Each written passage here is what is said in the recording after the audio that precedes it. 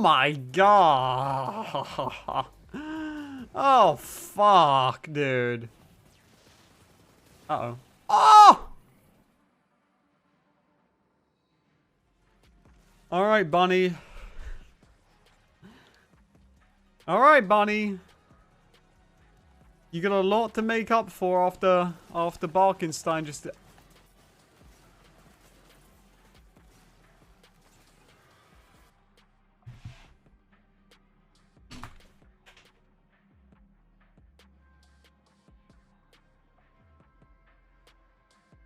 Oh my god. Oh my god.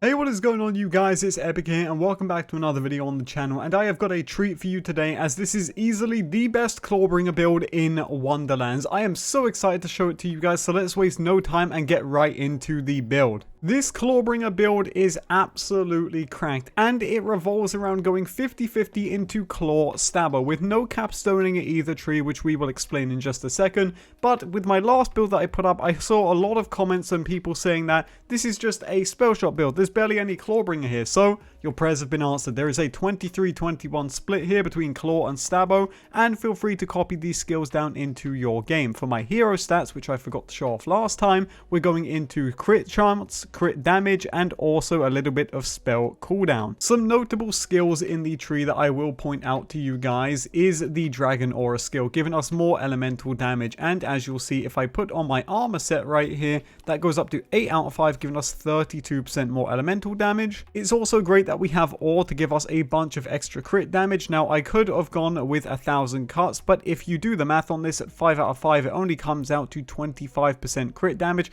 and it takes a lot of building up to get to as well, whereas Ore is more plug and play. And yeah, it's just a lot better of a skill all around in my opinion. The main premise of this build though does rely around debuffing enemies to make you deal more damage to them, and as such we have Exploit their weakness, and we also have Contagion, which is great too. And to apply an extra juicy status effect, we also have Alchemical Agent, which is going to come in handy for the Clawbringer hammer, because we are using Storm Dragon's Judgment. Again, this is the best of the two, so it's no secret that we're using it here. And now why don't we just quickly go ahead and break down our gear for this build. Now, your melee weapon is not that important, but I have got the Diamond Guard sword, as it applies a random dot, which is going to help us deal even more damage should we want to melee. We've also got the liquid cooling. Now, mine is volatile, but it's not important that you get one in volatile, so don't stress too much. But if you want a liquid cooling, it drops from Lycia and Crackmask Cove at the obelisk. Now, for our pistol here, we have got a Pixie Tediore pistol. These are absolutely fantastic, and you should get one if you can get your hands on one. Please go ahead and get yourself a Pixie Tediore.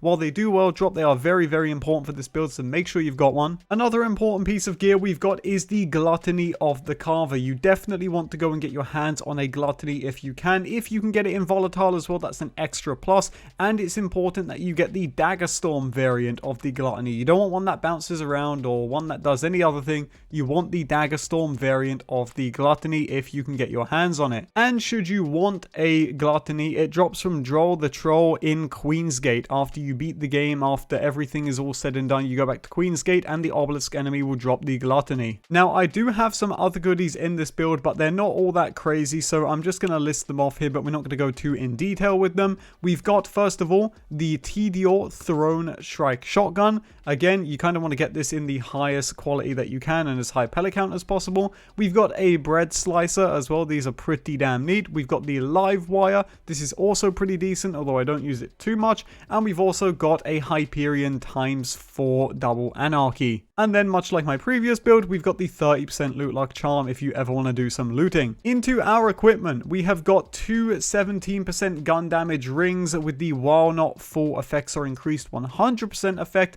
This is going to be great because it's going to mean that while our shield's not full, which let's face it, in this game it never is, we're getting tons and tons and tons of gun damage. So definitely try and get these if you can.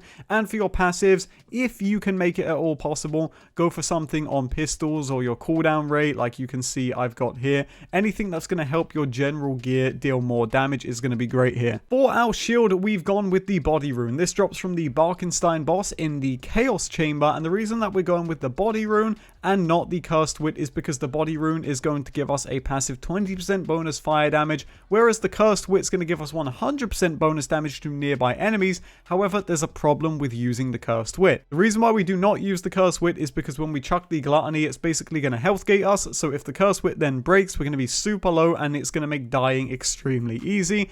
Also, I don't really see too much of a difference in my kills when I switch the two out, so we're going with body rune. It's the safer bet here.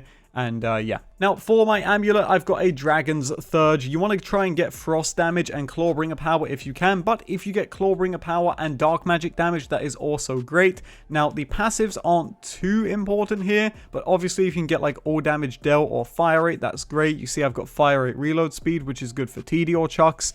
And this is also great because it means that while our action skill's cooling down, we're going to have more spell damage, which is going to benefit our Buffmeister. And you of course know to get the Buffmeister, you just get that world drop from any suitable loot source. Now for our armor set, we have got none other than the Smart Armor. This drops from Vorkanar in Mount Craw, and the reason why we're going with the Smart Armor is because it's going to give us 50% more crit damage, and our crit chance is not going to be an issue on this build. So if you can get this armor set in particular, you definitely should. Now for your passives, if you can, get what I've got here. I've got gun damage, all damage dealt. Now I would also like to get spell damage if I could on this, but that's obviously a top tier god roll and I don't think many people are going to grab that. And if you can, see if you can try and get as much Clawbringer power as possible, because that's going to make your action skills and all of your other skills super duper strong. Also, like we said earlier, if you can, try and get as many points into Dragon Aura as you possibly can, and also points into Exploit Their Weakness is going to be really neat also. Now when taking a look at this build, your first instinct is going to be, oh well, this is just another build that crutches on the Buffmeister, right? Well, that is actually not true at all, because I'm going to go ahead right now and unequip this Buffmeister, and as you can see by my difficulty right here, we're on the hardest difficulty, and you would think that's going to handicap this build massively, right? Well, you would be incorrect, because this build still shreds, and I haven't even popped my action skill yet. This is by far the strongest Clawbringer build in Wonderlands right now. You've got to try it out. It is absolutely crazy, and even the hammer kills enemies too. I worked so incredibly hard to bring you guys this build, and having that motivation from the other build not being so popular because of it having Spell Shot mixed into it, and as we all know, Spell Shot is really problematic right now with how absolutely overpowered it is, it definitely gave me a lot of motivation to make this build and make it as cracked as it is. Now, it goes without saying that the main premise of this build is TD or chucking, but be careful when you're throwing the gluttony, because like I said, sometimes it will health gate you, and also if you're too close to it and you chuck it, it is going to down you. But for the most part, this build is pretty plug and play. It's pretty easy. It's very spammy. You just chuck your guns. They make things die and explode, and it is crazy. I absolutely love this build, and like I said, you don't even need a Buffmeister with it as well. Feel free to take an Arc Torrent, a Magic Barrage, a Sunder, or anything else that you want in this build. I know a lot of people like the Twister, but hey man, what can I say? This build is absolutely disgusting, and I really hope you guys enjoy it, because I put a lot of work into it, making sure that it's really great. So yeah, I hope you guys like it. One thing I will say before you download this build is that if you are using my old build that I put up on the channel just recently, you will need to remove that build from your save file in order to get this one to show up, because currently in Wonderlands, if you have two builds of the same name, you cannot have them in your file, so just be aware of that. I'm not sure if that's going to change in the future, but just be aware that if you are using my old Clawbringer build, you're going to have to remove that from your save file in order to get this one to work. Also, if you want this save, like always, you can join my Discord and get it from our save files channel. Thank you for everyone who's been doing that and showing love to the Discord. And yeah, that's about it. Thank you guys so much for watching this video. I really hope you enjoy this build. Like I said, a lot of work has gone into it, and yeah, let me know what you think of it in the comment section down below. But take it easy everybody, and I'll see you all in the next one.